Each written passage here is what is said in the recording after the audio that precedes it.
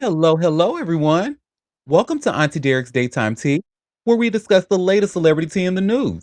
And we do it live every weekday starting at 12:30 p.m. Eastern Standard Time at auntiederek.com. I'm your host, Auntie Derek, and today is Thursday, August 20th. So with me on the mic, I have some fabulous co-hosts. Let me go and introduce them. First, we have my Icy Chili. Hello, my love. Hey there. Hey there. Next, we have my gorgeous Moon. Hey, gorgeous. Good morning. Good morning. Next, we have the incomparable Libra Queen. Hey, cutie. Hey y'all. So cute self. And next, we have the chaotic Cup. Hey, Cup. Hey, hey. Hey, hey. And shout out to the listeners holding it down in the chat as well. Well, like always, y'all, I got us some good tea to sip. So let's go ahead and jump right in. Tea time. Yes. Now, we like to start off with that Tootsie Roll news, get it out the way. I hate Tootsie Rolls. I hate Tootsie Rolls. You know what? You and Nancy Grace, honey. Nancy Grace can't stand them. She's like, I've suddenly lost my appetite. And Sean Diddy Combs, I think it's because of you. Well, honey. So I did not know there was actually a wrongful death lawsuit filed by Tupac Shakur's brother, and Diddy was named in it. Do you all see? I just share here by way of hot new hip hop. Diddy's alleged Tupac link reportedly resurfaces in lawsuit claiming Mogul offered $1 million for murder. Girl, let's get into it. So Keefe D might be standing trial for his involvement in Tupac Shakur's murder, but the allegations surrounding Diddy aren't fading away yet. According to Radar Online, a wrongful death lawsuit filed by Tupac's brother, Mopreem Shakur, allegedly claims that Combs dealt with Davis ahead of the fatal Las Vegas shooting. According to the complaint obtained by the publication, Eric Von Zip Martin, described as a Combs associate with connections to Davis and the Southside Crips, allegedly helped establish a relationship between Combs and Davis. The lawsuit further alleges that Combs met Davis and Martin at a Los Angeles deli and discussed having problems involving Death Row Records co-founder Suge Knight and Shakur being handled. The complaint claims that Combs allegedly offered $1 million for the purported job based on allegations and information attributed to previously released testimony. The filing also alleges that after Shakur was shot, Combs reportedly contacted Martin and asked whether that was them. It claims Martin subsequently received $500,000 that was allegedly intended for Davis, although Davis reportedly never received the money. Keefe D has pled not guilty to a murder charge and is accused by prosecutors of helping orchestrate what they describe as a revenge attack following an altercation involving his nephew, Orlando Baby Lane Anderson, and Shakur's entourage. Prosecutors allege Davis obtained the weapon and helped organize the shooting, although he is not accused of being the gunman. His defense has argued that some of Davis's previous accounts were fabricated. More importantly, Combs has not been charged in connection with Shakur's murder, and prosecutors in Davis's criminal case have not accused him of ordering the killing. The lawsuit acknowledges that Combs has repeatedly denied any involvement, describing the allegations as pure fiction. It also notes that Davis has retracted various prior statements, including allegations involving Combs. Mhm. I mean, are we surprised? No. I absolutely believe that Diddy had something to do with this, and Diddy put like, what do you mean was that them? Uh, And one who plus one is said that? two. Who said that they said that? I don't know. It was a Mopreen. He said it. He brought it up in the lawsuit. Mm-mm. Hmm. So we gonna find out though, because we know that based off of what we learned in Diddy's trial, we do know that he is someone who likes to pay for things to go his way, like he did with that hotel security guard and to get that tape out of there. Hmm. So I'll be watching, and that's that on that.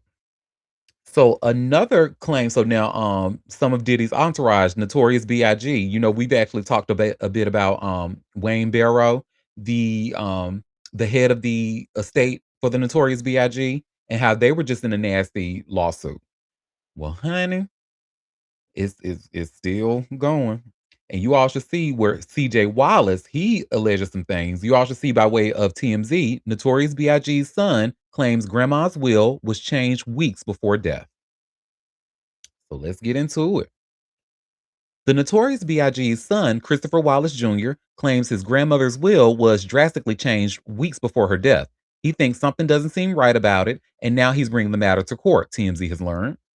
Christopher filed court docs saying his grandmother, Valletta Wallace, died in February 2025 and were survived by him and her granddaughter. Her son, the late rapper Notorious B.I.G., was killed back in 1997. He said his grandma executed a will in 2020, which divided up her fur collection, jewelry, music awards given to Biggie, a Mercedes Benz SUV, a property in Jamaica, and various other properties. He says most of the items were bequeathed to Christopher and his sister, with a few items given to her brother. The 2020 will said the interest in the company managing Biggie's estate would go to her foundation. When Biggie died, Valletta acquired a 50% interest in Biggie's company, which she managed with her son's widow, Faith Evans, until Valletta passed away. Christopher said 15 days before his grandmother died, Valletta signed an amendment to her that will cut out her grandchildren and appointed a man named Wayne Barrow, a former manager of Biggie, as the executor of the estate. Executor of the estate, not executor, I'm sorry. In his filing, Christopher said his grandmother was in declining health in her final days and taking numerous medications and frequently confined to bed. He claims the signatures on the amendment purporting to be Valletta seem uh, facially inconsistent and warrant further scrutiny, perhaps by an expert. Christopher is asking the judge to find the amendment invalid and immediately remove Wayne Barrow as the executor of the estate. The move comes after Wayne scored a victory in a legal battle with Faith, when a judge ruled Faith had to give Wayne access to Valletta's portion of the Biggie Trust profits. It appears Christopher is trying to throw a wrench in this by challenging the amendment to Valletta's will that purportedly gives Wayne authority to control her estate. Didn't I say this was gonna get messy? Then this is about to get even messier, honey. He was like, "Well, hold up, y'all need to maybe get a handwriting expert up in here, cause I know what my grandma's signature looks like, and this just don't look like this. Her signature made Wayne the executor of this estate when before we had conversations about how this is going to be divided up. So that's that on that. I will continue to keep watching this story and see what happens next. Scammers gonna scam, baby. That's all that is. What they That's a profitable if you could get over and steal somebody's estate, child. Mm, oh gosh, Okay, I don't that's like some, it.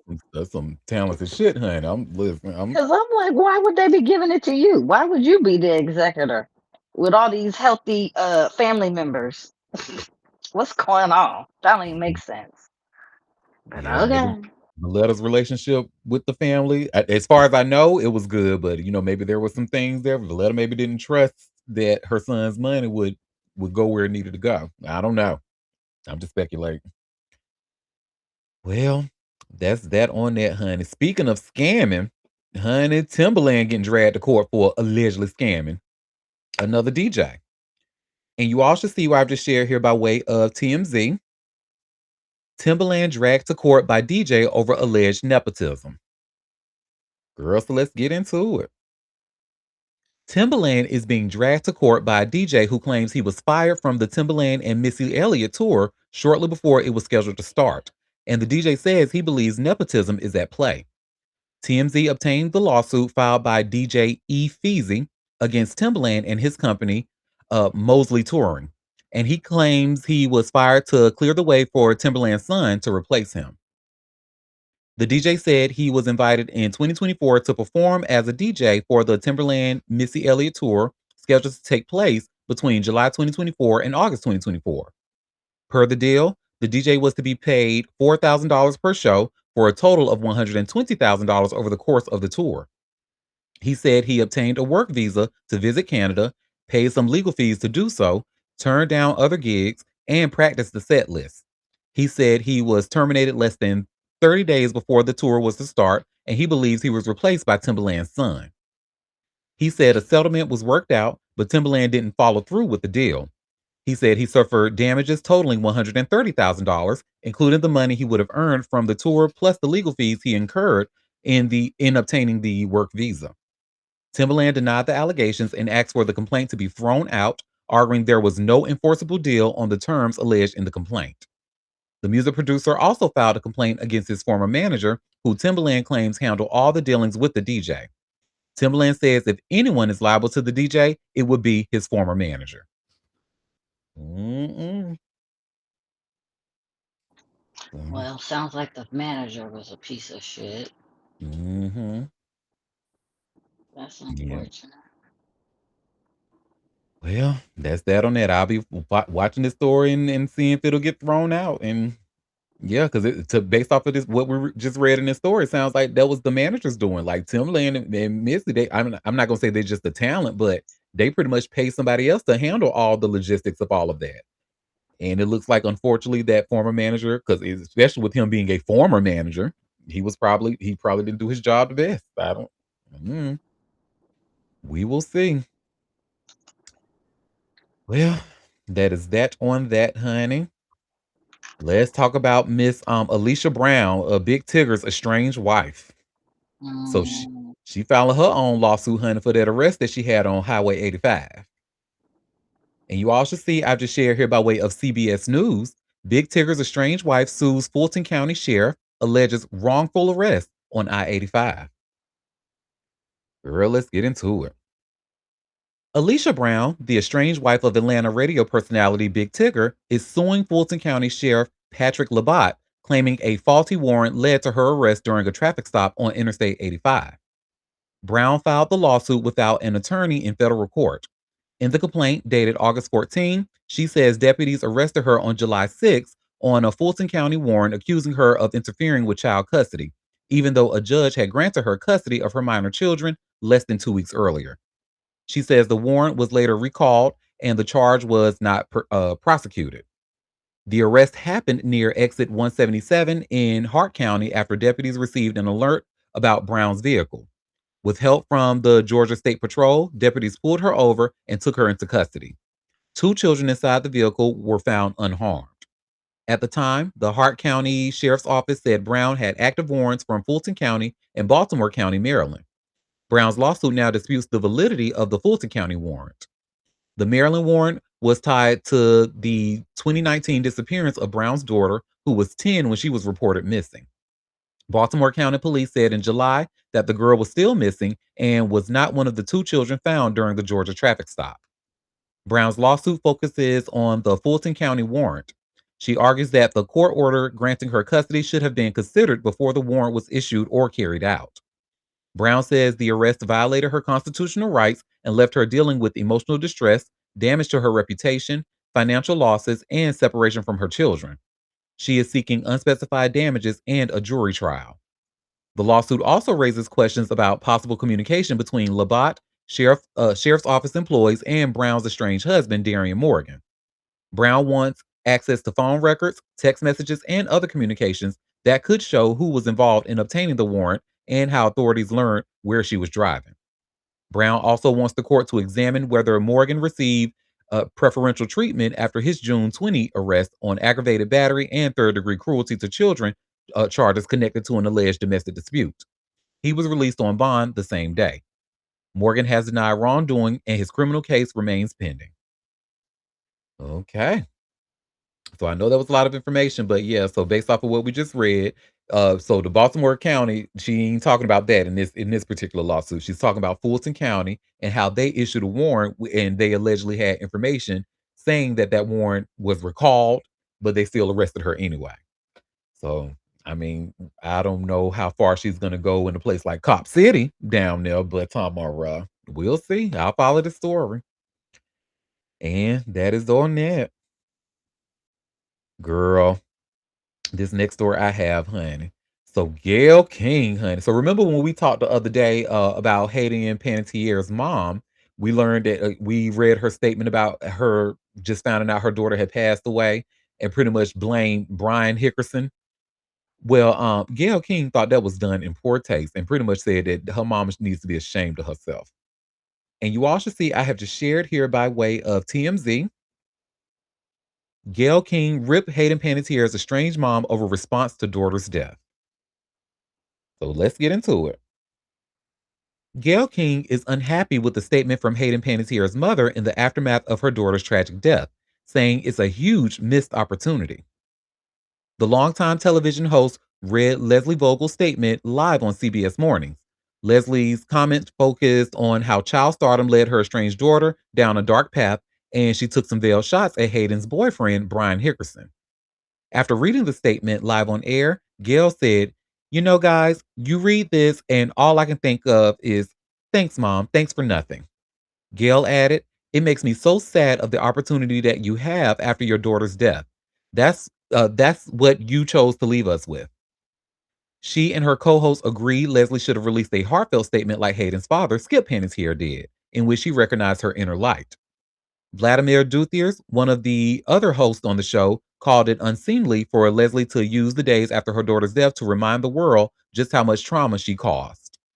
As you know, Hayden and Leslie had a fractured relationship, with Hayden reflecting on their difficulties in a recent memoir, This Is Me, A Reckoning. Leslie bashed the book as a money grab when Hayden was promoting it back in May, and Hayden responded by saying that her mom's comments essentially slammed the door shut on their reconciliation. Brian told us around the same day that Leslie was just the worst, and given her statement to NBC, it seems she feels the same way about him.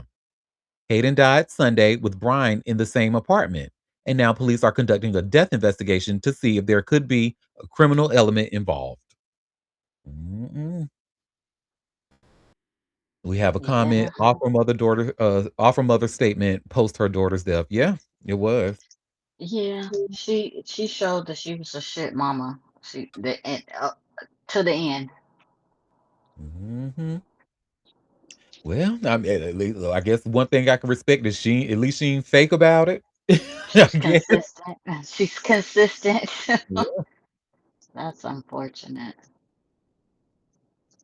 So that is that on that, honey. But let's talk about Brian, honey, Mr. Brian Hickerson, honey. So that Mm, girl, word on the curb is Brian Ben Hickerson, honey. yeah. And this is the Mhm. story that popped up now because one of her neighbors, TMZ actually did a story about one of the neighbors. And you all should see where it says here by way of TMZ, Hayden Panettiere's housing authority. So Hayden Panettiere's HOA warned residents to call 911 if they saw Brian Hickerson. Baby, they got the housing, girl, they put signs on his ass and everything, girl. Well, this starts.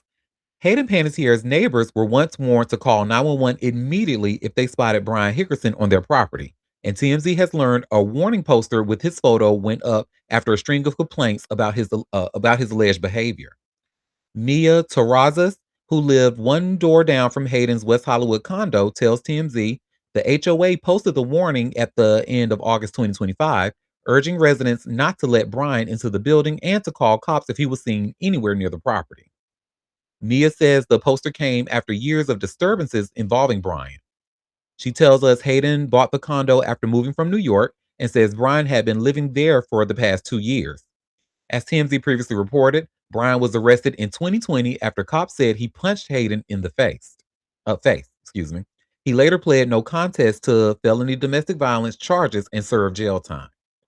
Mia tells us she was always scared of Brian and believed he was dangerous the whole time he was living with Hayden, which continued after the court issued a no contact order. As for that warning poster, Mia says the HOA took it down about a week after it went up. She says she was told Brian was no longer considered a threat. Mia also spoke with Inside Edition, telling the show she was terrified of Brian and called 911 at least a half a dozen times over disturbances at Hayden's apartment. The poster may have come down, but Mia says her fear of Brian never did. TMZ broke the story. Brian was asleep in another room when his brother Zach entered their Airbnb in South Carolina on Sunday afternoon and found her unresponsive in an armchair. Hayden was in cardiac arrest, but she was not able to be resuscitated, and she was pronounced dead. Police and the coroner's office are investigating, and the Drug Enforcement Administration is assisting the parallel death probes. Girl, and let me share my screen so y'all can see that poster they were talking about. Child. They say, "If you see this motherfucker, call 911. He is not to." It's a warning to all residents and guests of Hancock condominiums. This individual has been seen trespassing in the common areas and hallways at, I guess that's the address. Please do not grant him access to the building. If he is seen anywhere on this property, please call 911 immediately and report that he is trespassing on the premises. Mm. Mhm. Yeah, I did see where they were talking about how they had a, abusive relationship off and on. Um, but that was her drug buddy, I guess. So, you know how that shit go. Yep, yep. Yep, and then there was, pretty much I've read some stories that, when she was doing her book tour, she kept being advised by her team, like, "Look, we know you love Brian, honey, but love him in private. Don't mention that motherfucker's name on your book, because honey, he is bad for business. He is bad for your brand." So, mm-mm. I listen, baby, a pattern because when she first died, like, the conversation was like, "Oh my god, was she killed? Is this gonna be a homicide?" Like, time will tell. I don't think he killed her directly like that, but I think he was an enabler for Oh, for sure. sure.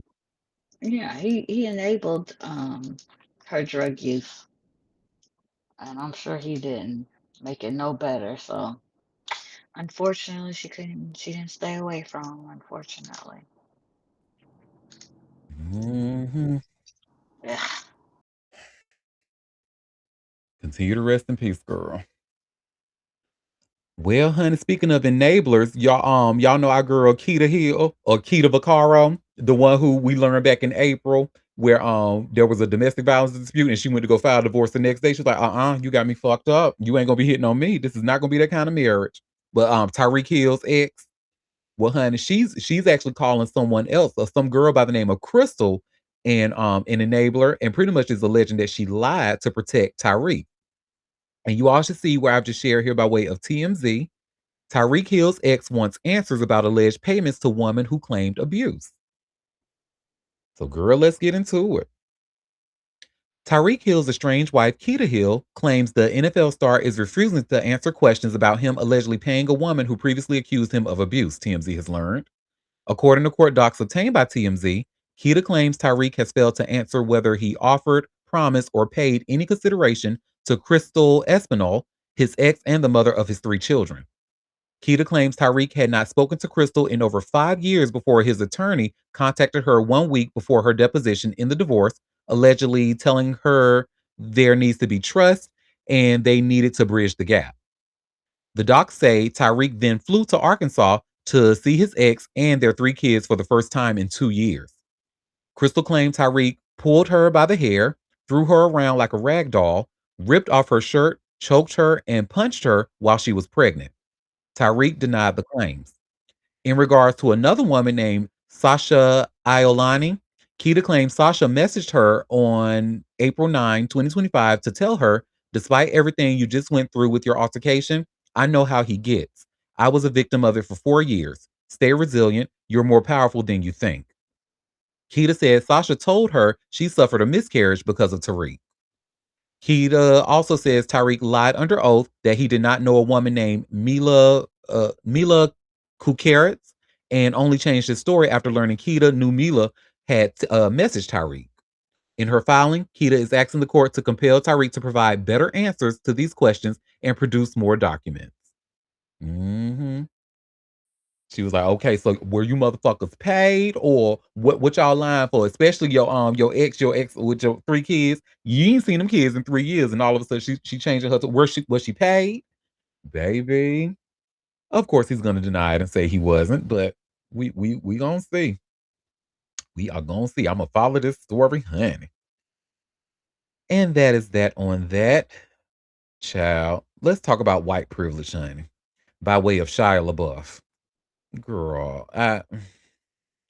you all should see this story that I have here by way of TMZ, and it tells us Shia LaBeouf admits to drinking daily months after Mardi Gras arrest. Girl, well, just like his daddy. Anyway, Shia LaBeouf revealed he is drinking daily months after his arrest on 3 counts of misdemeanor battery during Mardi Gras, TMZ has learned. TMZ obtained court docs as part of Shia's criminal case in New Orleans, where he was sentenced to 2 years probation and ordered to attend an alcohol treatment class after pleading guilty to the charges. Per court docs, Shia has been compliant with checking in with his probation supervisor and has provided proof that he will complete anger management and substance abuse treatment by next month. The docs say Shia denied mental health treatment and self reported that he drinks alcohol daily. The next hearing on the matter is September 23, but there's a note on the document that says Shia will not appear because he's shooting a movie. As TMZ first reported, Shia was arrested after getting into fights outside bars in New Orleans. He was accused of using a homophobic slur during one encounter. In 2022, Shia spoke about his drinking and said he had been over 600 days sober. However, in an interview after his arrest, the actor said he didn't think he had a drinking problem and didn't think he needed to go to rehab. I tell you what he needs, but you know what? I ain't gonna say it on a recorded line. But yeah, that I mean, I can't think of any other race other than white people or white men specifically that can go to a probation officer and be like, well, I mean, yeah, I've been, especially when you've been ordered not to drink and your drinking has been a problem, and you can just pretty much, well, yeah, I've been drinking daily, and they just pretty much let it rock. But that is that on that, honey. I got nothing. White privilege and working like it's supposed to. And that's that on that. What we got next? Oh, so Letitia Collier. We just talked about yesterday. She revealed that she was pregnancy amid her prison thingy. She might be going back, but she's telling how one of those because she was pregnant with twins, but unfortunately one of them was a miscarriage. So y'all should see where I've just shared here by way of TMZ. Love after lockup, Letitia Collier lost one twin. Other baby is doing well. So Love After Lockup star Letitia Collier's pregnancy started with twins, but she tells TMZ only one of the babies survived. Letitia and her husband, Keith Collier, tells us they found out they were expecting twins in early June, but later learned one didn't make it. They say the other baby is doing well and is due in February on Keith's birthday. The couple is hoping for a boy. Letitia already has daughters and said she'd love to have a biological son. Letitia revealed her pregnancy on Instagram Tuesday on her 40th birthday. She says the pregnancy has been hell so far with exhaustion, morning sickness, and even an aversion to her beloved fried chicken. Letitia also tells us the judge who sentenced her to 15 years knew she was pregnant because she told him herself. She admits pregnancy isn't the get out of jail free card, but says she wanted the judge to be aware. As TMZ previously reported, Letitia was released from prison earlier this month, and she'll be out until a decision is made about her appeal after she was sentenced to 15 years behind bars for allegedly scamming clients of her financial firm. The reality star was charged with felonies for forgery and identity theft, but the identity theft charge was ultimately dropped. Despite the possibility of returning to prison, Letitia and Keith say they are they're leaning on fight and faith. She says she's complying with everything the court requires and won't do anything to jeopardize her freedom or being home for the birth. For now, Letitia says she's focusing on the pregnancy and reviving her stiletto wearing felon brand while she's out. Mm, okay, girl. Okay. So, I don't, where all my scamming ass niggas, I know that's a real popular song, but when it comes to actual scammers, I don't really sympathize with them, especially people that you've entrusted. You had a firm and people were coming to you for help with their finances, and you pretty much didn't do right by them allegedly. So I don't. Nah. Well, that is that on that. Um, I hate to have to talk about this.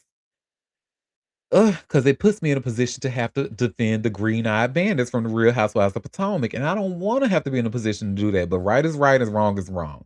And y'all know we've been talking quite a bit about the case with the reasonably shady case that Eminem is trying to go after them for. And you all should see where I've just shared here by way of all hip hop. It's an exclusive. Robin Dixon and Giselle Bryan blame Eminem for mounting cost. Damn right, because who else they gonna blame? But anyway. Robin Dixon and Giselle Bryan blamed Eminem for dragging out their reasonably shady trademark war, but the federal board rejected their costly delay argument. The Real Housewives of Potomac pair said Eminem's newest move would force more work and bigger legal bills after years of fighting. Their July filing, covered by All Hip Hop, accused him of waiting until discovery closed before adding another challenge to their application. This prejudice includes unnecessary delays and additional costs from new fact gathering and witness preparation, and a more complicated trial. Even worse, opposers' significant delay robs applicant of the opportunity to properly assess opposers' new allegations through discovery because discovery is closed. The complaint centered on Eminem asking to question whether Dixon and Bryant ever had real plans to sell makeup and candles under the name. His July 17 request targeted eyeshadow, lip gloss, makeup, and candles listed in their February 2022 trademark application. A 2023 Fox 5 report on the fight traced the dispute to their podcast mark long before the latest battle over product plans. The trademark trial and appeal board rejected the housewives' timing argument on August 17 and let Eminem expand the fight. The motion was just filed 2 weeks after the close of discovery. The proposed claim appears to be based on the cumulative weight of applicants' discovery responses and deposition testimony. Most importantly, the motion was filed during the pretrial stage of proceedings. Therefore, allowing the amendment will not unduly delay proceedings. That finding directly undercut Dixon and Bryan's claim that Eminem waited too long and was pushing them into needless spending. The board also rejected their suggestion that his side acted in bad faith or created unfair prejudice by raising the issue late. Moreover, there is no evidence that opposer has acted in bad faith. There is no convincing evidence of prejudice to applicants. In view of the foregoing, the motion for leave is granted. The second amended notice of opposition is accepted into the record and is now the operative pleading. A limited discovery on the added claim now closes September 30 under the board's revised schedule. Dixon and Bryan must answer Eminem's amended opposition by September 14 before the case moves deeper into trial preparation. So yeah, so now the girls, based off of what I'm reading, because we talked about this not too long ago. Now the girl, because Eminem said, well, they never planned to sell any eye makeup or anything under the shady name. And now the girls have to come back and say, well, wait a minute, we did have plans of doing that. Because they did say that before. We did have plans to do that. It just hasn't moved forward yet. But this is so stupid. The fact that a white man is suing black women over the word shady. Uh, I just 'cause it don't belong to neither one of y'all if you really want to wake it up. But hey, that's that on that, honey. I will continue to follow this shit as it comes. Ooh, girl. Let's talk about Princess Diana, honey. Let's talk about some news across the pond. So there has been some whispers about, she was allegedly killed because of a pregnancy, with a pregnant because she was pregnant with a baby that did not belong to Prince Charles at the time, right? I'm sure we've all heard that. Now the father of that person who she was alleged to have the affair with is the father speaking out. So you all should see I've just shared here by way of TMZ.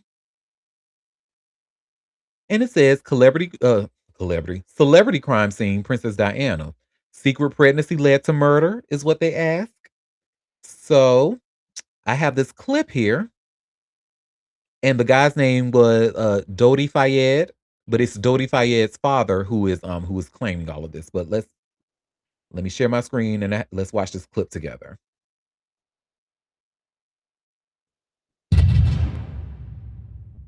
Mohammed Al Fayed, the father of Dodi Fayed, claims that Prince Philip ordered the murders of Dodi and Diana because they approached Mohammed and told him that Diana was pregnant with Dodi's Muslim baby.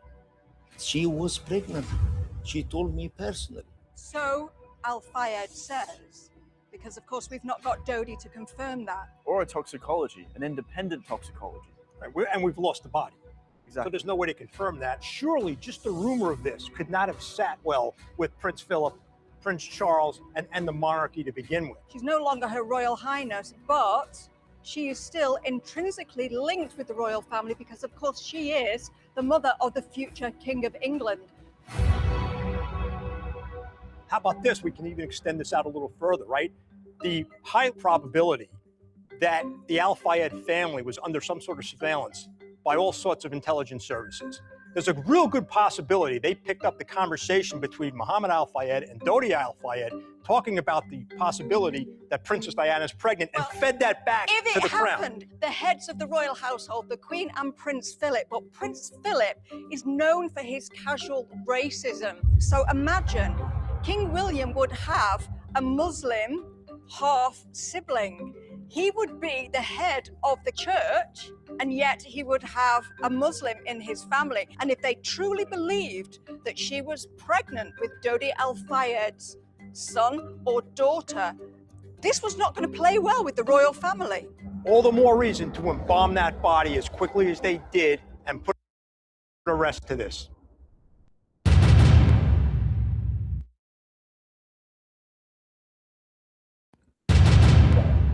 Sorry about that, but girl, did y'all see that? Mm-mm. So yeah, they talking, honey, and I believe because we did hear about Andrew, not Andrew, William, and his casual racism. Give me 1 second, y'all. My mic fell. My bad. Okay. All right, we're back. Yeah. So that's on that, honey. They believe that she was her and Dodi Fayed were possibly killed because of a pregnancy. Of the pregnancy of a baby that was not Prince Charles at the time. So mm, that's what the word on the curve is. Well, let's talk about the other word on the curve. Maybe Harry got word of this and maybe he need to go back across the pond and see it for himself, honey. Because now another word on the curve is he and his wife, Princess Megan, who the black people like to call her, they going back to the UK. And you all should see where it says here by way of TMZ, Prince Harry and Meghan Markle moving family back to the UK in a shocking twist. They like it's high over here. It's high too. Let me go back to the racism I know. Shit. Let me stop. America's ghetto and it costs too much. hmm Well, Prince Harry and Meghan Markle are booking it out of the US and moving back to Britain. A pretty shocking turn of events considering it's only been 6 years since they shunned their royal duties. Perhaps the decision has been in the works for a while, but People report they are bouncing back to the United Kingdom by the end of this month. And Prince Archie and Princess Lilibet will start school in September and are already enrolled across the pond. Lips are sealed as to where in the UK they're moving, but People reports they are keeping their the home in Montecito, California, and their vacation property in Portugal. Seems Harry and Meghan have no interest in going back to the royal life and plan to remain private citizens, but King Charles is reportedly pleased with the decision. So long, Harry and Meghan. We hardly knew you here in California, or as they say in Britain, cheerio. I don't TMZ. I done told y'all asses to leave joke telling to the planet people. They're stupid. I think Charles is sicker than they're leading on, and I think he's going back so that he can be with his dad, and his dad can be with his grandchildren. That's what I think, because I don't think they would just go back all willy nilly. I think that he is really like, I don't want to miss this opportunity with my dad. I think his cancer is still, because they ain't never deemed him, clear cancer or anything like that. So I'm thinking that's what that is. I think you are on to something. I think you are absolutely right because they have made it really clear they don't want anything to do with that royal family like that, like with any type of royal duties. And they made a big fuss about moving over here. So for them to move back, I think it is like only usually a sickness or something can get someone else to kind of move back to problematic family or whatever. I don't know. Yeah, and and he expressed like how he wanted to see his grandchildren and those things, and it's like, well, William be damned. I don't care if you're still mad. That's still Harry's daddy, and I think that's what I think. Because just to all of a sudden move back, And I think his last trip there, he got more information and was like, okay, we got to go back. And, I got to be able to be around my dad because that's his last living parent. So you don't want to miss out on that time. Yep. Or maybe he does. Let me stop. Maybe he's like, yeah, I'm in town, but I'm not coming to see you. Oh, that's the gaggle. Oh, honey. Well, that is that on that. If any more news comes out across the pond, I'll be sure to update the room. I think he'll leave that shade for his brother. Now, I ain't coming to see you, but I'm here to see Okay. my dad. Yeah. Well, speaking of dads, honey, so Chuck Liddell, are y'all familiar with him? He used to be a UFC fighter. Well, he is accusing his ex-wife of kidnapping their children. And you should see I've just shared here by way of TMZ. Ex UFC star Chuck Liddell accuses ex-wife of abducting their teenage daughter. So let's get into it. Chuck Liddell is accusing his ex-wife Heidi of abducting their one of their children, TMZ has learned. Chuck beelined it to Los Angeles County Superior Court this week and filed an emergency custody order, which was obtained by TMZ, requesting that their oldest child, 14-year-old Guinevere, be returned to him and placed in his custody full time. The former UFC fighter claims Heidi abducted their teen Wednesday, right before she was supposed to attend her first day of high school. He says Heidi manipulated Guinevere into relocating to Orange County against court orders. Chuck alleges this all started when Heidi realized her attempt to get court permission to move both their kids, Guinevere and 13-year-old Charlie, to Newport Beach, California, would not work before the kids started the fall semester. He says that when she realized it wouldn't work, Heidi proceeded to disobey several custody related orders, including not using the co parenting communication app, using the children as messengers, failing to bring Guinevere to extracurricular activities, and not following the court ordered custody schedule. Chuck alleges Heidi took Guinevere during his custodial week last Thursday with no intent to return her. He tells the court he fears Guinevere will suffer irreparable harm by missing her first week of school and will get booted from her volleyball team, which she tried out for this summer to earn a spot. This, Chuck said, will impact Guinevere's emotional and physical well being and has caused immense undue stress and turmoil for her younger brother as they are very close. The former pro athlete is asking the court to only allow monitor visitation to Heidi, pending a formal hearing on this matter so she cannot manipulate the children, take them away again, or alienate them from him. He has requested sole physical custody of both Guinevere and Charlie until a hearing has taken place as well. Heidi tells TMZ a much different story, saying she never abducted Guinevere and claiming the teen begged her to take her from her father's home.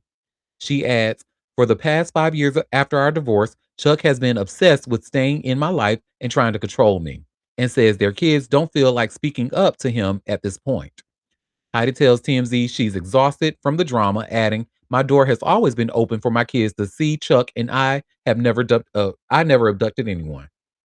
As TMZ previously reported, the exes finalized their divorce in April 2025, almost 4 years after he initially filed. Chuck and Heidi originally tied the knot in 2011. Mm-mm.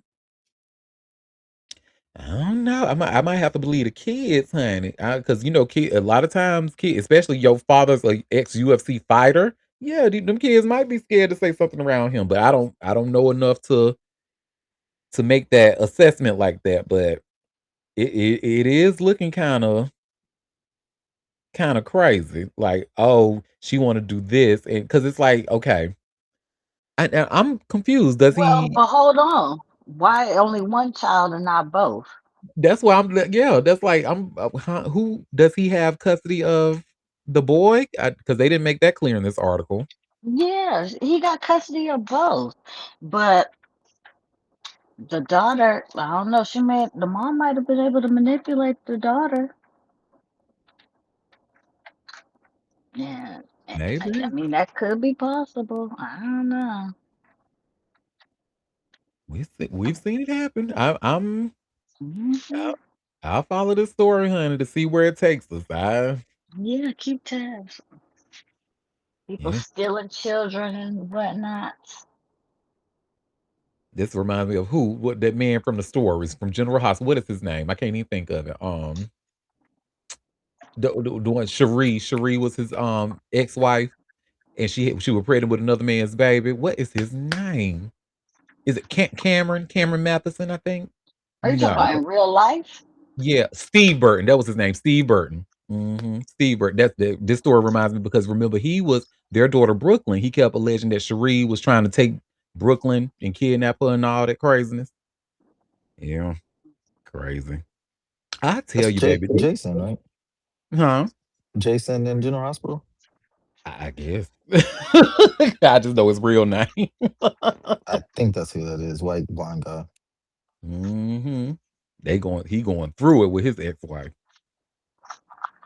Well, that is that on that. Like I said, I'll keep y'all updated. We talked about this story a little bit before we started recording, but Post Malone, honey, we literally just talked about him and Christy not too long ago, but they done got back together and done got engaged, honey. And you all should see where I've just shared here by way of TMZ. Post Malone and Christy Lee get engaged after 2025 breakup. So, Post Malone and Christy Lee have apparently gone from Splitsville to proposals because the couple is now engaged. Posty and Christy are seen locking lips in a new video, but it's the massive rock on her left finger that's really got everyone's attention. The diamond is huge. Says it's quite the turnaround for the couple. TMZ broke the story last summer. Post and Christy had called it quits after dating for several months. It's unclear when they rekindled their romance, but it looks like Post popped the question on Tuesday in Utah, with a bunch of friends flying out for the special occasion. As TMZ reported, Posty started seeing Christy in early 2025, not long after separating from his former fiance towards the end of 2024. Nothing says we're back like a big old diamond. And then TMZ ends with congrats. Since when we start calling him Posty? Girl, Mm. I call him appropriating. That's more appropriating. So, I guess, honey, you go ahead with your because you know he loves him an Asian woman, honey, based off the patterns we've been seeing. So I feel like you Asian women, y'all need to have a meeting. And unless you get in large sums of money, there is no reason for you to be with this stank looking white man, honey. I'm sorry. He look like he needs a bath. I'm sorry. He looks terrible. So that is that on that, honey. Mm. This next story is so sad, man. So sad. So I know y'all are not familiar with these rappers, but there are two rappers out of Milwaukee. One name was Lil Shiesty and one name was Funny Money. And unfortunately, they have both been murdered while they were at the studio. So sad. And you all should see, I've just shared here by way of, this is Hot New Hip Hop.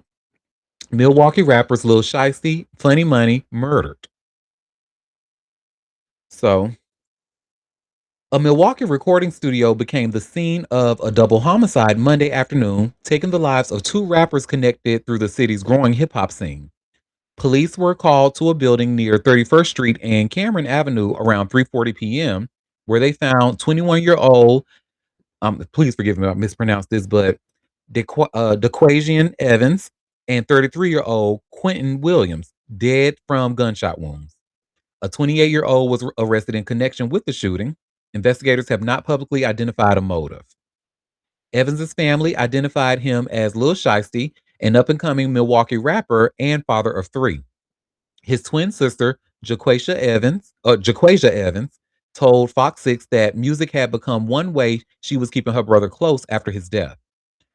Family members said Evans was at the studio with his friend and mentor, Funny Money, when both men were killed. They also said they did not know the circumstances that led to the shooting or recognize the suspect who was taken into custody. Funny Money, whose real name was Quentin Williams, had built a much broader footprint across Milwaukee rap.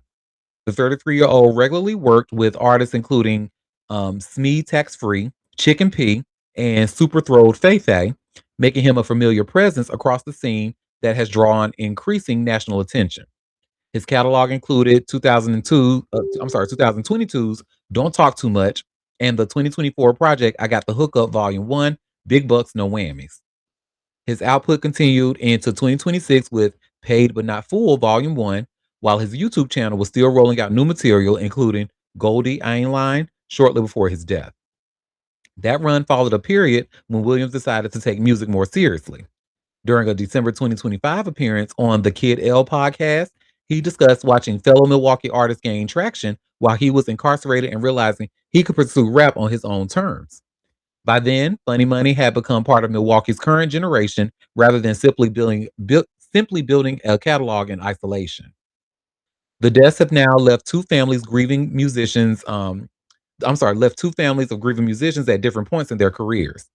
Evans's relatives gathered for a visual Tuesday where they remember the 21-year-old as a devoted father to his children and spoke about the toll repeated gun violence has taken on their family.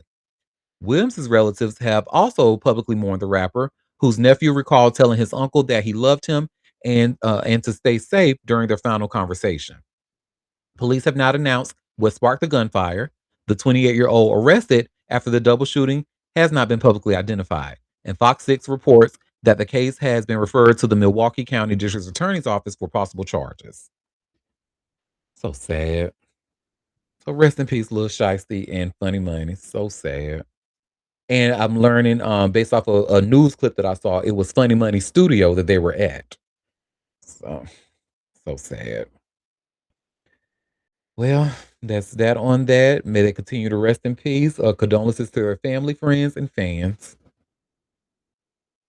Okay, y'all. So this next story is going to be a whole 180. Let's talk about Rob Lowe, and I'm sure we are all familiar with him, right? Rob Lowe was on his podcast telling Oprah about his pretty privilege. And y'all just have to hear it. What I tell you, I'm like, of all the things, but then again, you know what? Maybe as a straight man, it is a different conversation because he said he was pretty as a child and didn't like being called pretty because it led to him being called gay slurs like fag and stuff like that. But you all should see, I have just shared this article here from TMZ, and it tells us Rob Lowe says he was bullied for being pretty while growing up. So we have a comment. They're all neighbors over in Montecito. Rob Lowe, Oprah, etc. That's probably why she was so quick to get on his podcast. I'm not gonna lie though. When it comes to Rob Lowe, I loved him in Parks and Recreation. Loved his. I love fucking what was his name in the show? Chris Krieger, and that's probably why he calls his show literally because he said that all the time in the damn show, and he reminded me of every white male supervisor that I could not stand. But anyway. Let me share my screen and we can see what he has to say on his Literally podcast.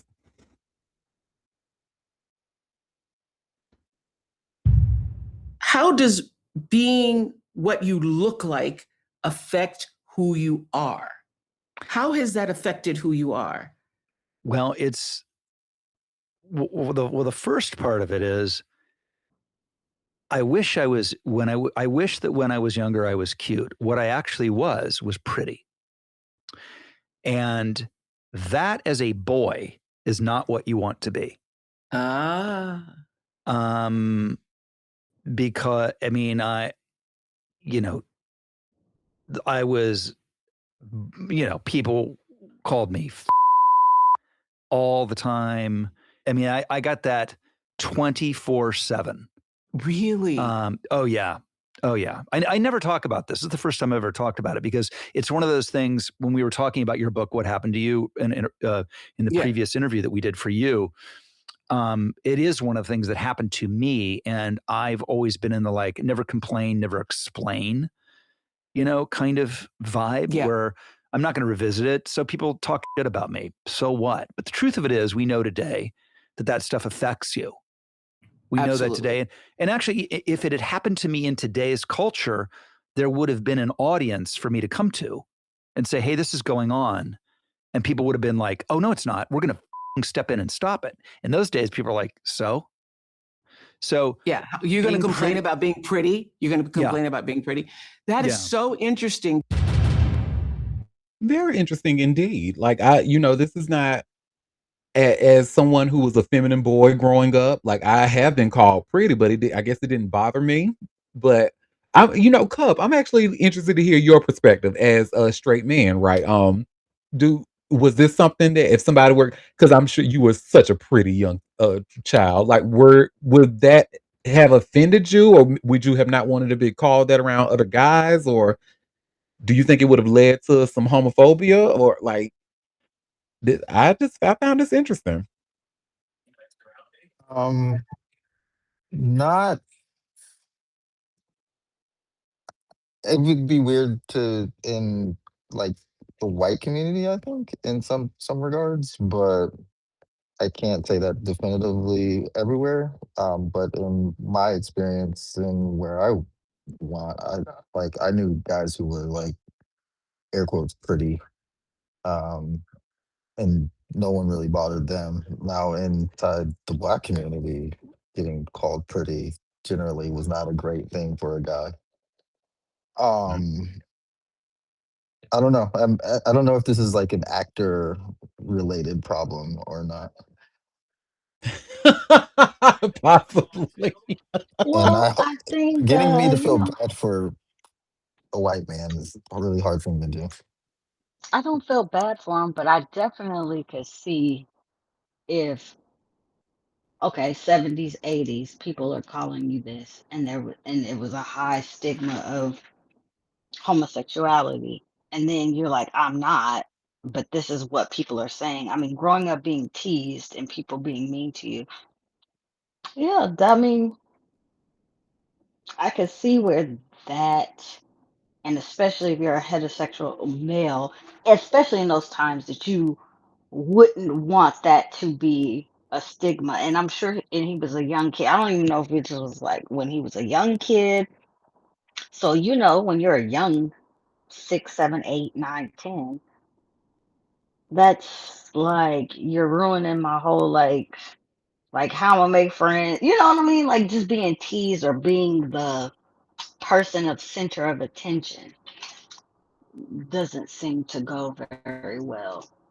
As someone that was being teased when I was a child, you know what I mean? Like I could see where that would. But do I? I mean, do I feel sorry? Well, I mean, we all got teased. I don't know, So we but actually I have can. some comments. I'm sorry. Oh no, no, go ahead. It says, so surprisingly, Rob Lowe was a smart guy who loved to read books.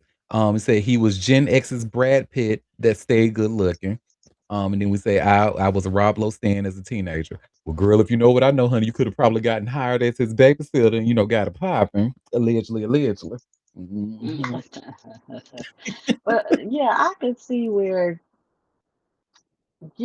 in your formative years that was jarring because being bullied or teased is jarring in general, Yeah. especially about something you can't control. I mean, you can't control the way you look. Yeah, I don't know what he looked like as a kid, but as a like young 20ish, 18 to 20ish, your 25-year-old, he looked like your standard pretty boy white guy. So like that's where I'm kind of lost on the story. Is it further back that he I was think so. traumatized? I think so. I think it was personally. I think he was talking about as a child, not like once he became Rob Lowe in his teens and was an actor. I think he was like, yeah, fuck them bitches. I'm good out here in these streets. I'm getting hoes. Because he was getting all the hoes back in the day. So, And we have a comment saying he ain't mind dicking down the young. Okay, okay, okay. Wake up. yeah, I think it was when he was a kid. And kids are mean. And they were meaner back then. They were definitely bullies were, I mean, they were nasty.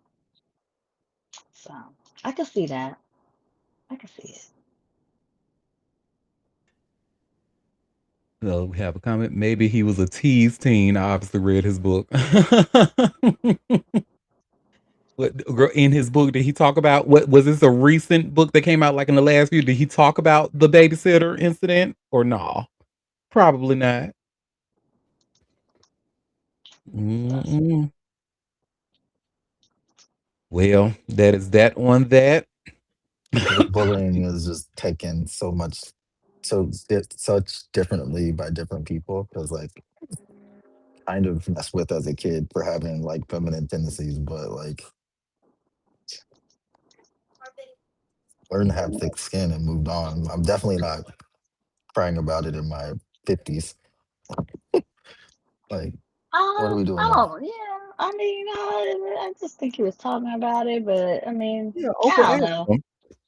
Yeah, I mean, I was teased too. Yeah, and I was like, yeah, all you hoes are pregnant teen moms now.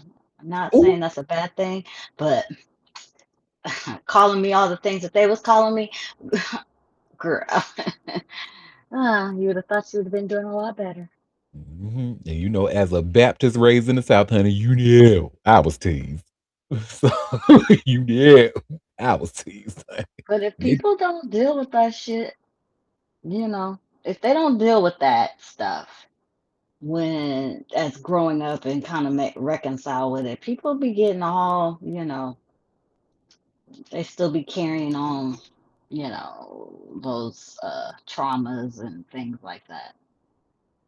We have a comment saying pretty boy problem. I'm sure aunties share the same problem. Well, yes, I do. But see, I don't see it as a problem. I actually find it flattering. And this actually, I will never forget it. Eighth grade, middle school, and there was a teacher name. Matter of fact, I ain't gonna say that B word's name on my shit.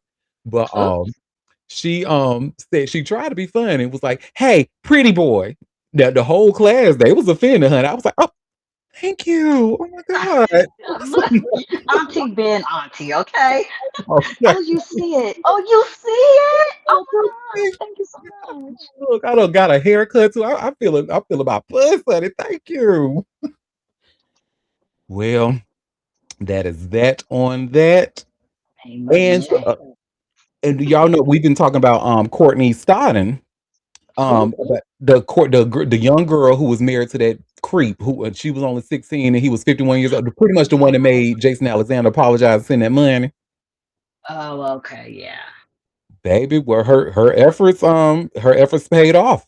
You all should see where it says here by way of TMZ. Courtney Stodden chills.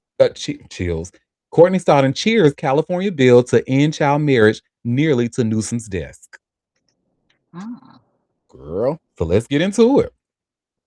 The California bill to ban child marriage unanimously passed the state Senate Wednesday, and Courtney Stodden is losing her mind with glee. The bill is just one more vote away from getting to Governor Newsom, and obviously, CS is thrilled her lobbying for the bill may have helped with its success. This is a big fucking deal to Courtney, who for years has been saying her marriage to Doug Hutchinson when he was 51 and she was just 16 did her a lot of psychological harm. California is oddly the only one of 3 states that does not have restrictions on marriage with parental consent. This bill changes that to 18. Courtney has been a staunch supporter of Unchained at Last, an organization that's leading the fight to end child marriage in the United States. And the video where they were saying she was filled with glee, they have the clip here by way of her Instagram when she was talking about it. So here she is. Okay, I just got some really incredible news. AB 1267, the bill that would finally ban child marriage in California, just passed the Senate unanimously. I mean, every single senator voted yes. And this is historic. I've been going back and forth to Sacramento with Unchained at Last, walking into these offices and telling lawmakers what it actually means when a child is legally married to an adult. I was 16, he was 51, and people can call that marriage, but I was still a child. A marriage license does not suddenly give child the power or resources or freedom of an adult. California is still one of only 3 states with no minimum age to marriage. And I mean, like, think about that. Like, a state that sees itself as progressive still has no legal floor protecting a child from marriage. AB 1267 would change that to 18, no exceptions. But this is not over. The bill goes to Assembly Judiciary Committee next, and we need Californians to speak up right now. So please use the link I'm sharing to your email, Assembly members. It takes less than a minute, probably. Today, we literally celebrate this victory. Tomorrow, we keep fighting because children should not be married. They should be protected. This is great news. Girl, you better flip that hair, honey. Every time, look, after every sentence, she gave you a good old hair flip. I live it, honey. She want to be a drag queen so bad. Love it. But no, and she's absolutely right. There's no in no world, and this is coming from somebody who notoriously loves older men. There's no world there that is appropriate for a 51-year-old to be married to a 16-year-old. That is fucking predatory. Are you kidding me? And to be honest, them being with an 18-year-old is predatory, but at least it's legal predatory shit. So, and that's what she's trying to do. At least get them up to 18. 16 is wild. Well, that is that And on that. this is even with parental consent. That's how I'm taking it. But They I can don't get think around the religious exemption. No, Although they I, said for no yeah, exceptions at all. okay. That's what it said. Didn't you read that, Auntie? No exceptions at all. uh, I thought that's what I heard. I don't remember reading it, but I might have.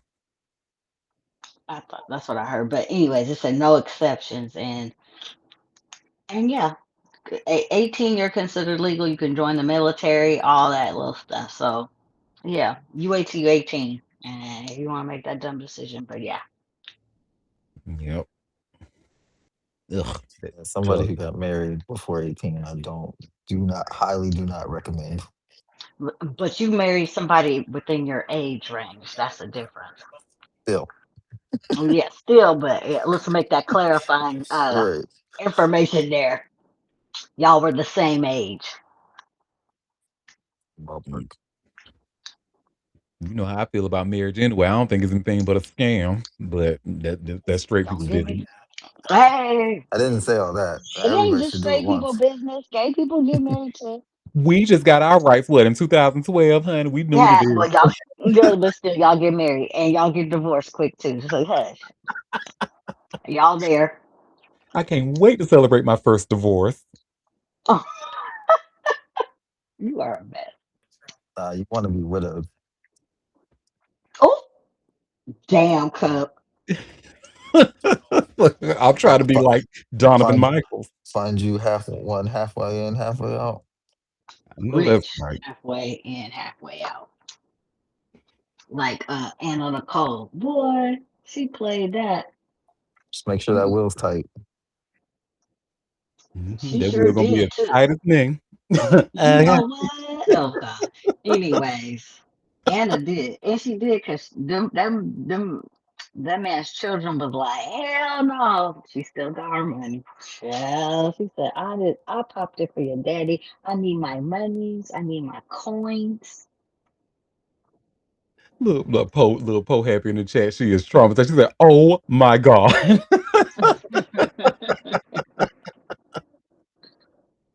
Oh well. Speaking of oh my god, I'm sure that's what Eric Swalwell said, honey, when he got off that plane and saw them FBI agents looking for him. Oh shit.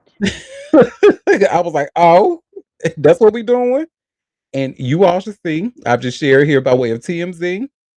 Eric Swalwell confronted by FBI at San Francisco airport. His electronics were seized. Girl, let's The get Trump into it. people fucking with him. That's just they fucking with him. Pretty much. And it's crazy. That was the first thing I said. Oh, he did. His administration just fucking with him. But this starts. The FBI reportedly gave Eric Swalwell quite the welcome home to California, meeting him at the airport and seizing his electronics. Agents were reportedly waiting when the former congressman landed at San Francisco International Airport Saturday, confronting him with the search warrant and taking his cell phone and other devices. Swalwell reportedly cooperated, but the feds weren't finished. Agents reportedly showed up at his Washington, D.C. home Sunday with additional court ordered search warrants, seizing more potential evidence while neither Swalwell nor his wife, Brittany Watts, were home. The searches allegedly are part of a federal criminal investigation into sexual misconduct allegations against Swalwell. As TMZ previously reported, at least 4 women have accused Swalwell of misconduct, including a former staffer who alleged he raped her when she was too intoxicated to consent. Another woman, Lana Drews, publicly accused Swalwell of drugging, choking, and raping her. Swalwell has vehemently denied the sexual assault and misconduct allegations, though he has acknowledged making mistakes in judgment and apologized to his wife. The scandal torpedoed Swalwell's political career. He dropped his campaign for California governor and resigned from Congress. And as TMZ reported in May, Swalwell and Brittany are living separately amid the fallout. Now the feds have reportedly gotten their hands on his phones and other electronics as the investigation presses forward. Because it's my whole thing is like we got a whole convicted rapist, right? A convicted rapist that has to pay his victim over to the tune of what, over almost $90 million or so, with 2 separate cases, the 83 some odd million one and then the 5 million one that she was awarded back in June. So where is the FBI Or for even the guy or the people in Congress who have on the Republican side. That man that was accused of abusing his child and a wife, he wouldn't even leave the race. They ain't, it's not even that it is that they're coming after. It's just the hypocrisy of the way they do things. Oh yeah, we're gonna go after any Democrat, but then we're just gonna leave all of these Republican men who have been doing shit. Just they can do whatever they want. And that's what is the nasty part about it. I'm not saying that he should be investigated or whatever, but it's this public stunt that he likes to do. And Mhm. I'm like, now Swallow's a fucking disappointment. God damn, he's a fucking disappointment. But still and yet, they should be doing the same thing for these other white men on the Republican side. Yes, those investigations need to be across the board if you want people to take you seriously. Because now, unfortunately, like based off of what we've been seeing, we can't take this seriously like that. Like, yep, just like Moon said, he needs to be investigated. If he did that shit. But there has been like, what's the word I'm looking for? Indisputable, and like you can't even like question it. It's been indisputable evidence across some other people in that party that have been proven to have been predatory, and they're not like, where's the FBI? Where are their devices being seized? Like, we don't see none of that. We see them being rewarded. So that's that on that. No, we have a comment screwing California too. It's the Cook thing.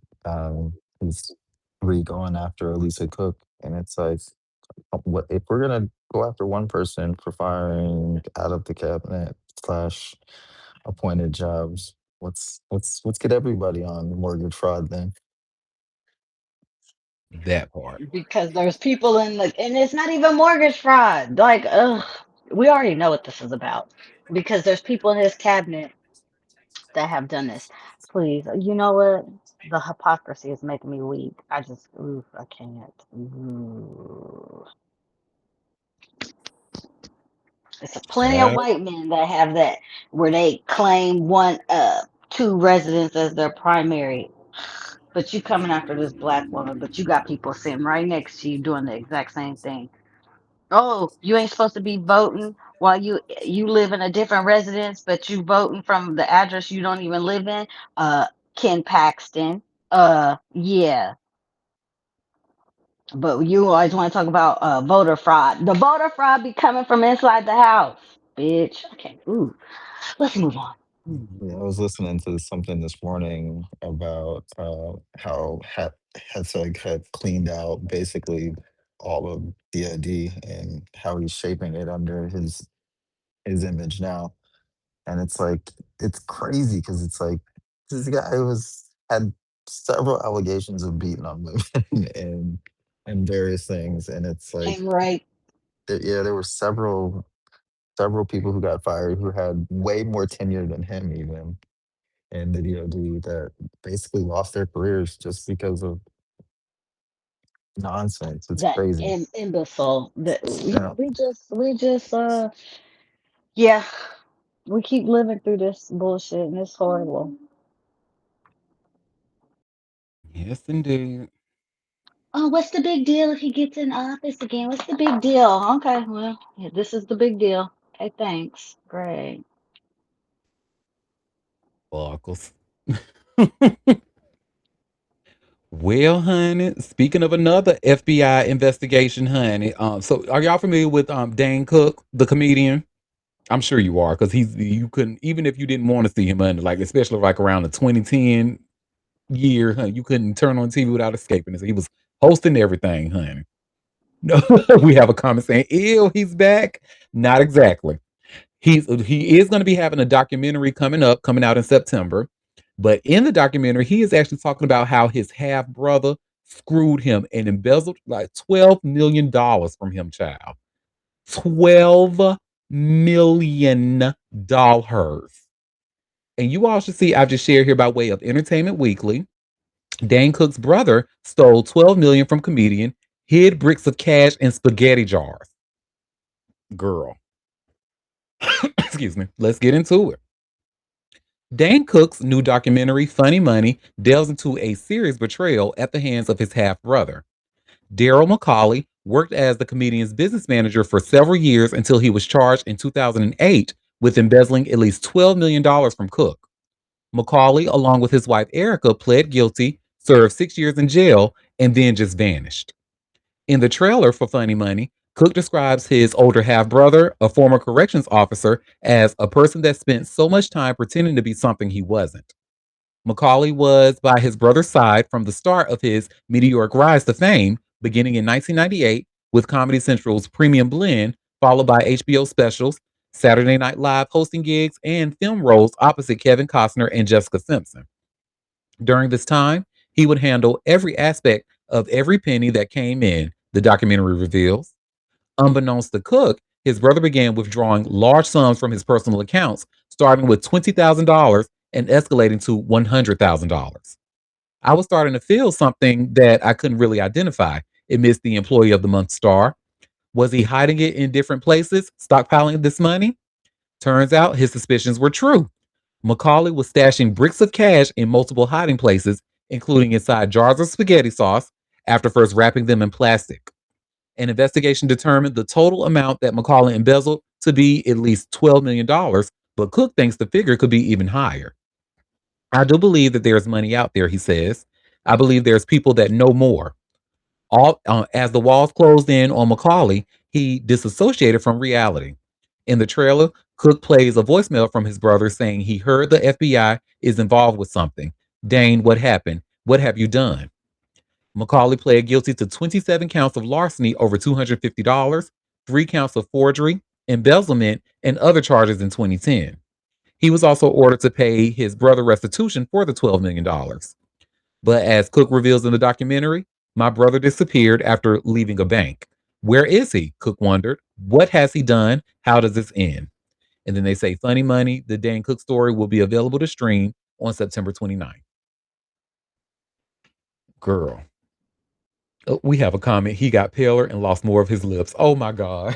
Well, he lost his lips and his money and skin tone because his brother was stealing from. That is crazy. And then taking out, like, I guess these were like small amounts to Dane at the time, but $20,000 and then escalated to $100,000 to be taken at a time he was able to get 12 million.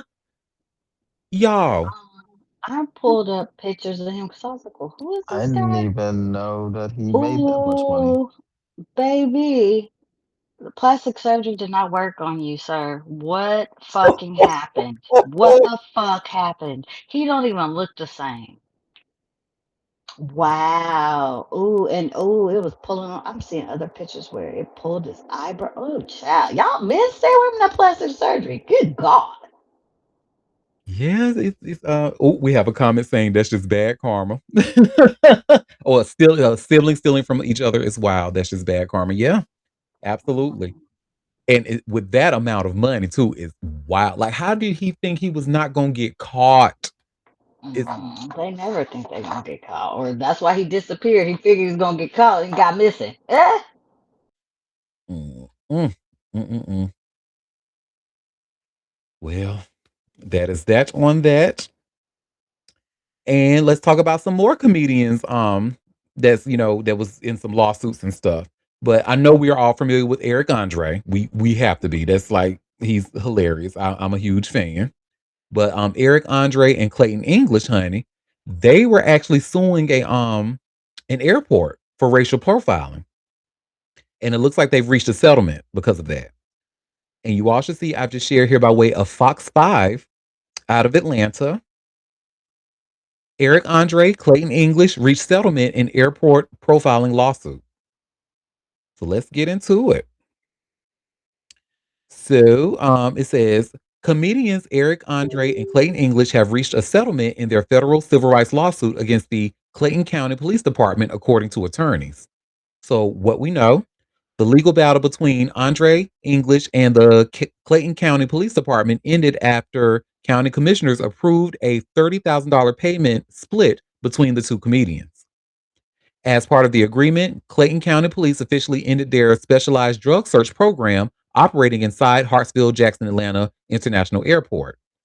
Airport assigned Clayton County officers must now wear body cameras and complete training on constitutional limits during passenger interactions.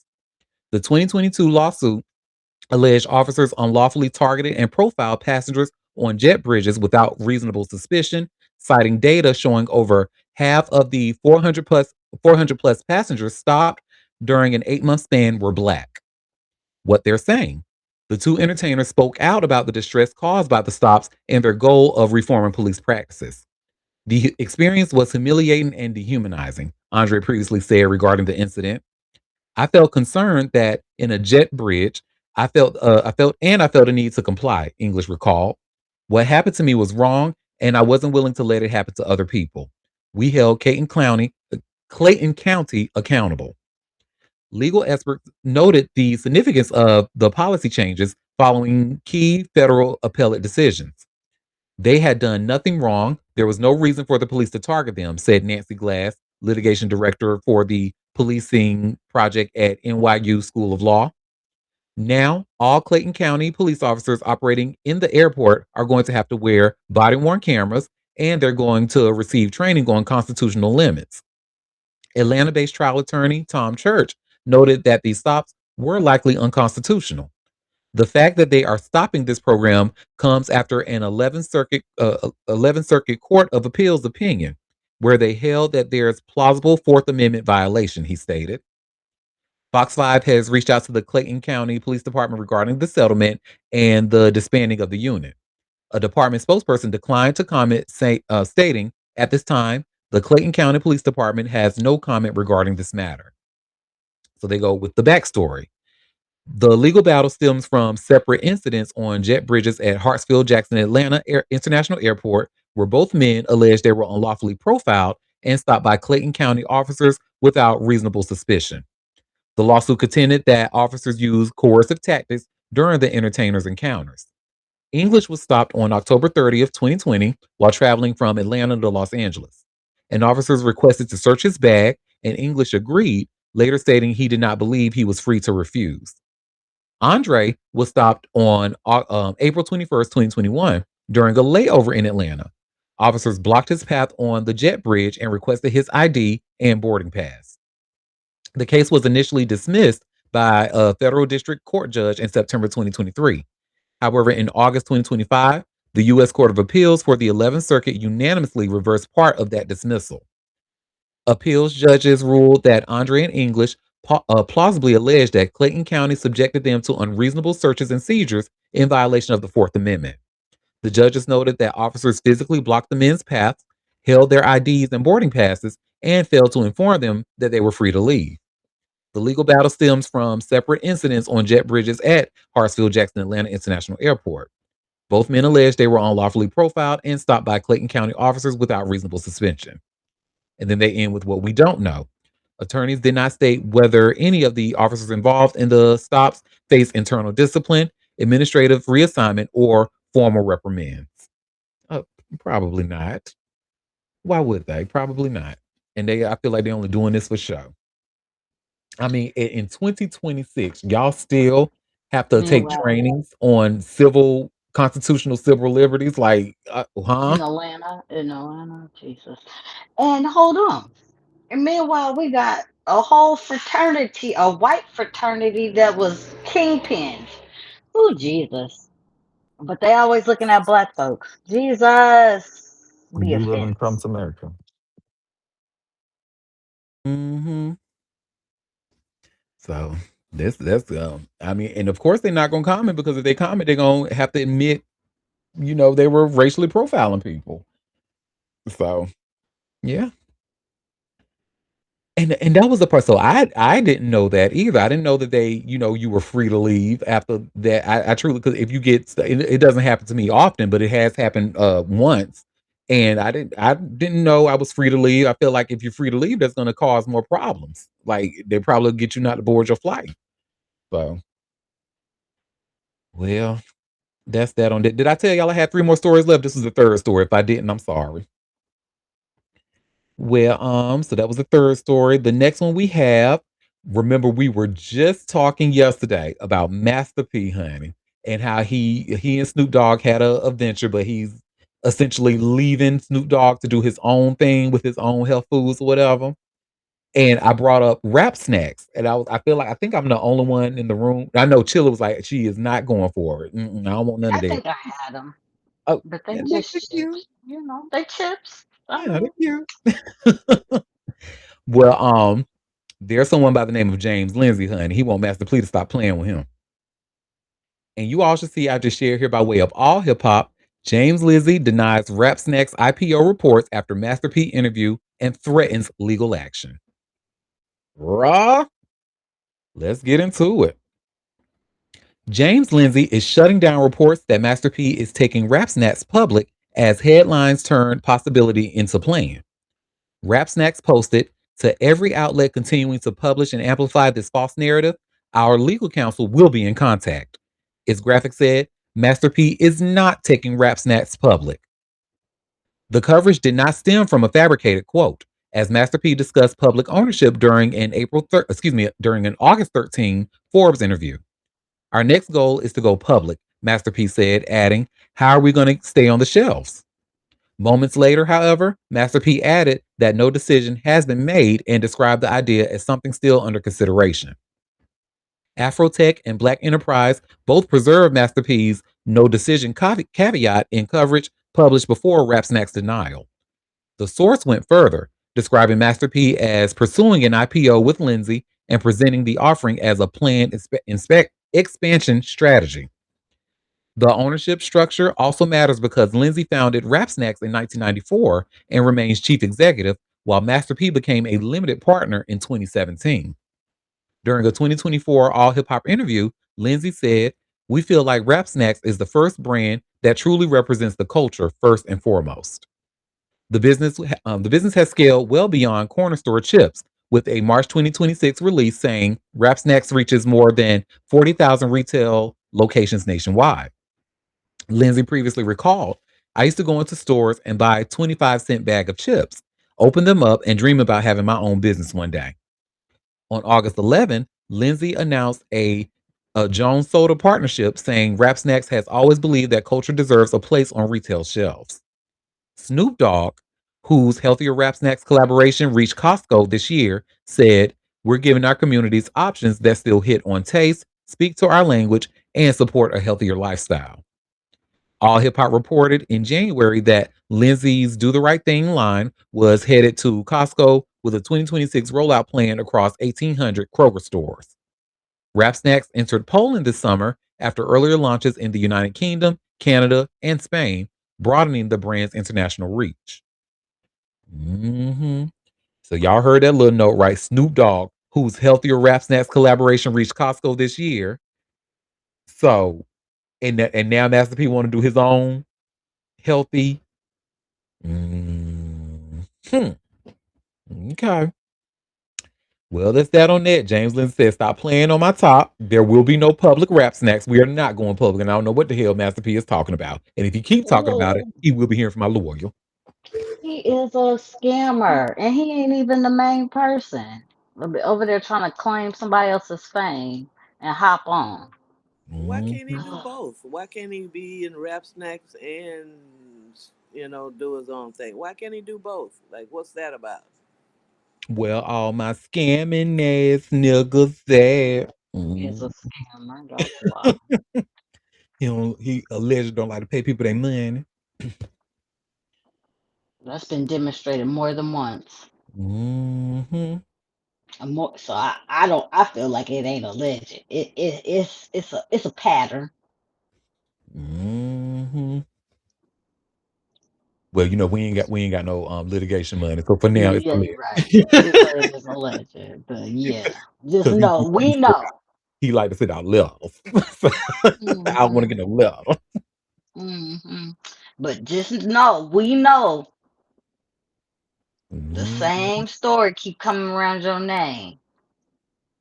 People ain't getting their money. You don't want to pay them, and all of a sudden I ain't the person. Hmm.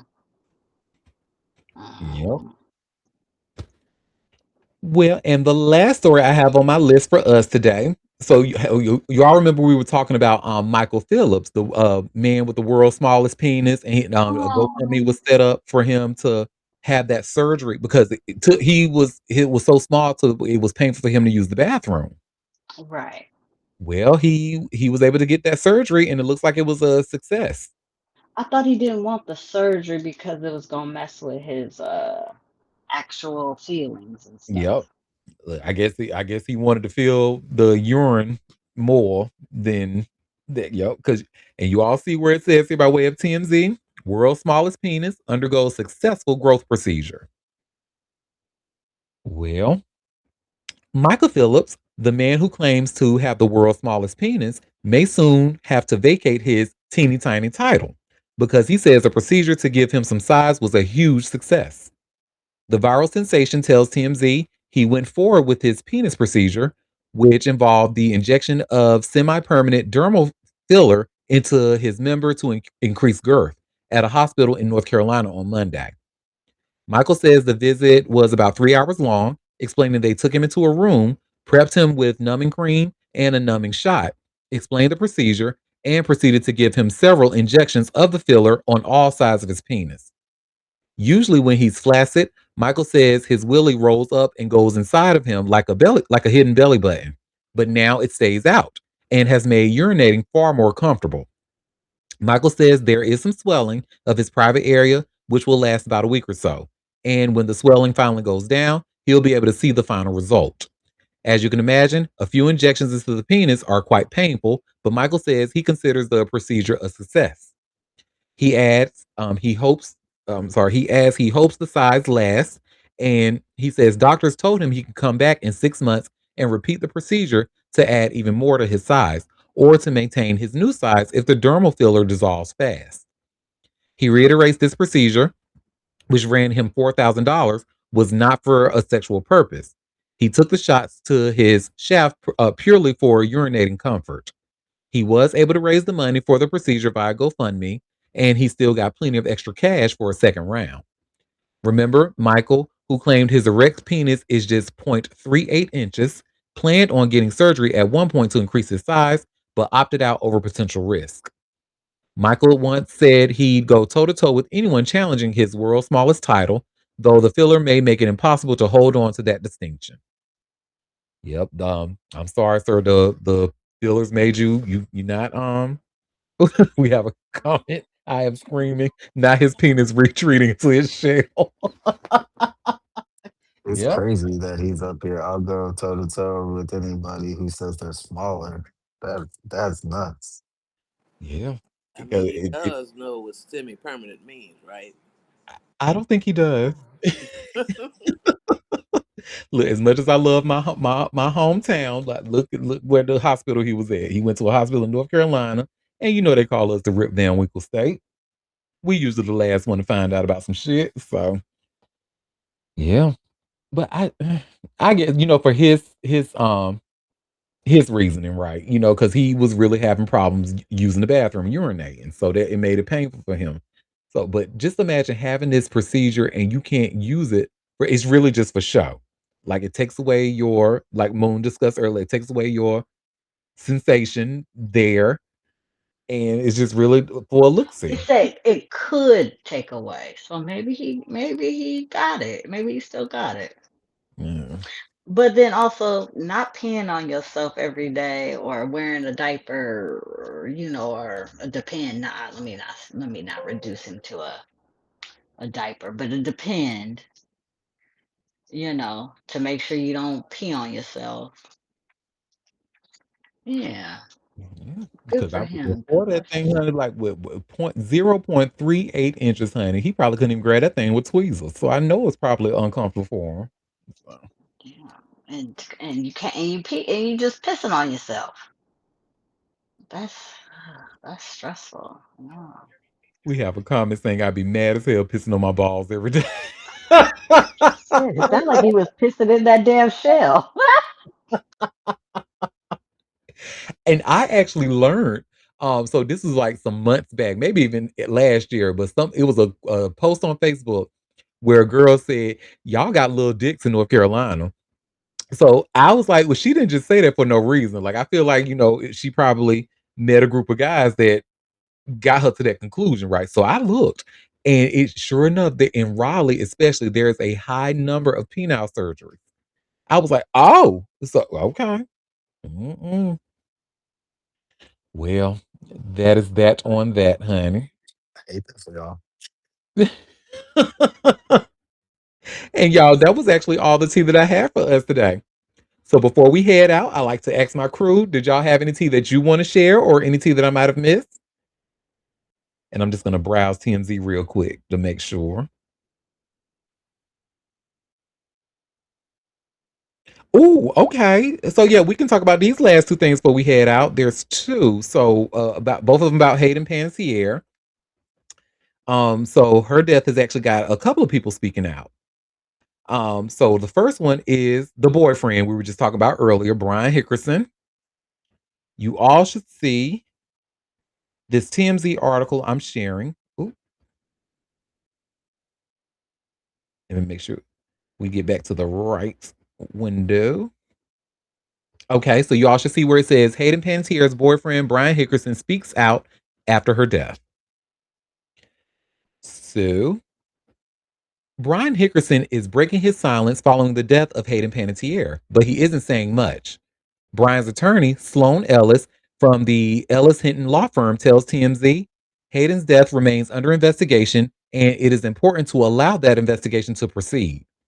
The statement continues, as has been publicly reported, police confirmed there were no signs of foul play.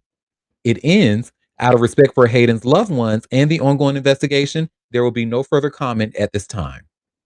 Ellis is a former federal prosecutor who has worked hand in hand with the DEA and FBI on past cases, which is notable, considering TMZ first reported that the DEA has joined the multi agency investigation. As TMZ first told us, Brian and his brother, Zach Hickerson, were both at the South Carolina apartment when Hayden died. Brian was asleep in the other room, and Zach came in to find her unresponsive on an armchair. First responders tried to save her, but she was ultimately pronounced dead at the scene, and Brian reportedly became visibly emotional as efforts to save her came to an end.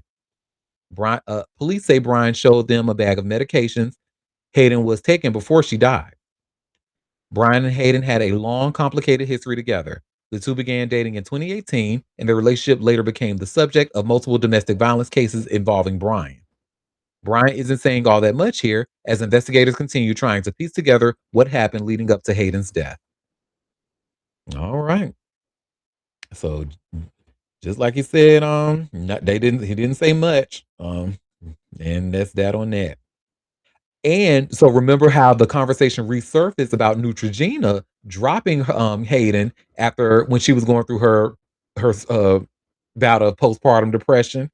Now I guess they done got so much backlash, honey, they had to speak out. And you all should see, I've just shared here again by way of TMZ, Neutrogena addresses backlash over Hayden Panettiere controversy. Well, Neutrogena took all it could take and finally had to scrub away all the hate the company was getting in the wake of Hayden Panettiere's death and her history with the skincare brand. Neutrogena broke its silence in a Thursday post on social media, saying the company was deeply saddened by her death and understand that we made her feel unsupported. The company also said a significant investment would be made to a healthcare partner, thereby giving more help and support to women suffering from postpartum. If you don't know, Hayden was the face of Neutrogena for several years, but all that came to a screeching halt after she talked about her postpartum depression back in 2015 while a guest on Live with Kelly and Michael. The company allegedly wanted to boot her then and there after she walked off the stage, but Hayden said her agent saved the job in the moment. Still, once her contract expired, she was cut loose, and fans haven't forgotten or forgiven.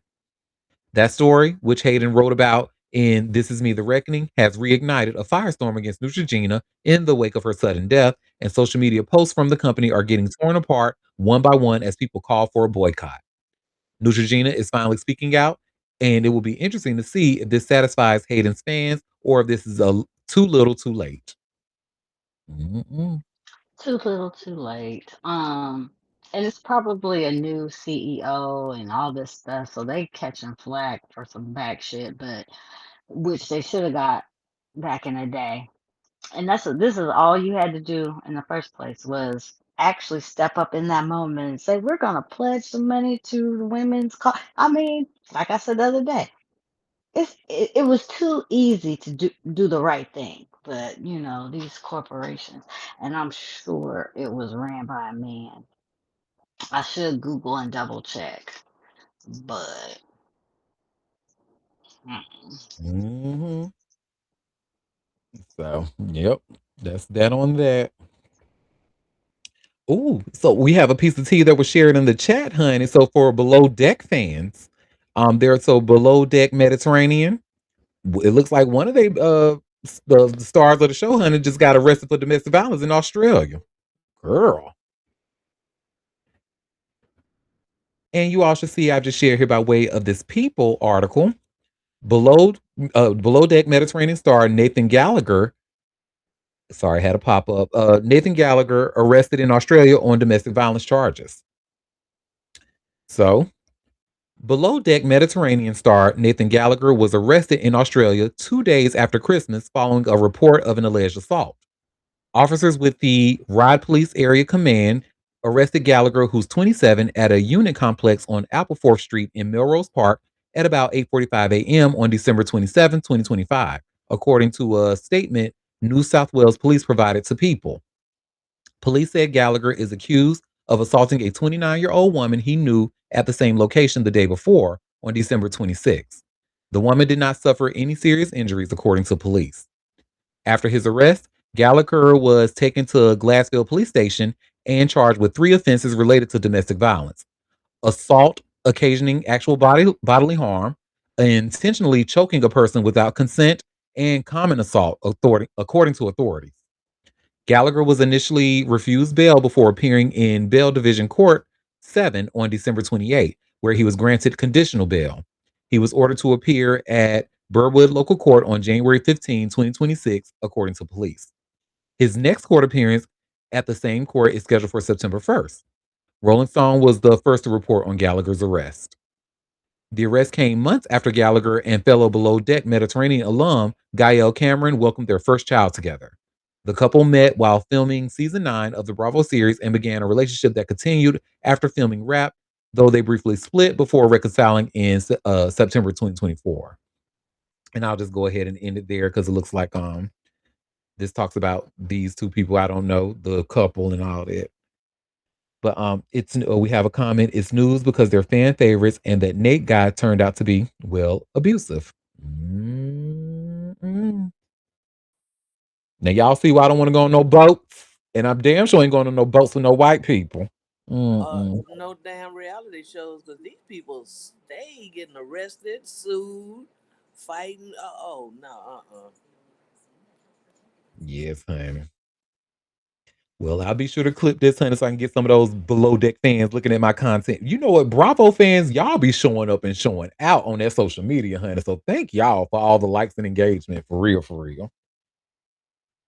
Well, okay. So thank you for that. And before we head out, did anybody else have any more tea that they may have seen? No, nothing today.